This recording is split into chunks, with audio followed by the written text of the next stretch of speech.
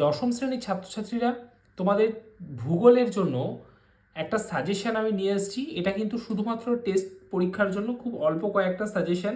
যদিও মাধ্যমিকে তোমরা যখন এই সমস্ত সাজেশনগুলো আমি তোমাদেরকে দেব, তখন কিন্তু এত কোশ্চেন থাকবে না।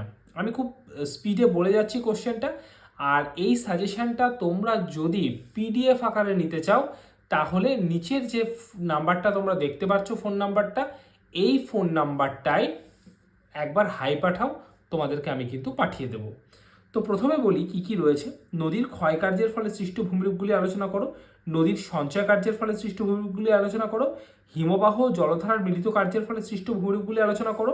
বায়ু ও জলধারার মিলিত কার্যের ফলে সৃষ্ট ভূমিরূপগুলি আলোচনা করো। হিমবাহের ক্ষয়কার্যের ফলে সৃষ্ট ভূমিরূপগুলি আলোচনা করো। হিমবাহের সঞ্চয় কার্যের ফলে সৃষ্ট ভূমিরূপগুলি আলোচনা করো। বায়ুর ক্ষয়কার্যের ফলে সৃষ্ট ভূমিরূপগুলি আলোচনা করো। বায়ুর সঞ্চয় কার্যের ফলে সৃষ্ট ভূমিরূপগুলি আলোচনা করো। বায়ুমণ্ডলের স্তরবিন্যাস করো। বায়ুমণ্ডলের উষ্ণতার তারতম্যের কারণগুলি আলোচনা করো। বায়ুর চাপের তারতম্যের কারণগুলি আলোচনা করো। বায়ু চাপের সাথে নিয়ত বায়ুপ্রবাহের সম্পর্ক আলোচনা করো। বৃষ্টিপাত কি, বৃষ্টিপাতের শ্রেণীবিভাগ করো। সমুদ্র স্রোত সৃষ্টির কারণ এবং প্রভাব লেখো। ভারতকে ভূপ্রাকৃতিক ভাগে বিভক্ত করে যে কোনো একটি ভাগের বর্ণনা দাও। উত্তর ভারতের নদী এবং দক্ষিণ ভারতের নদ নদীর পার্থক্য লেখো। ভারতের জলবায়ুর নিয়ন্ত্রক লেখো।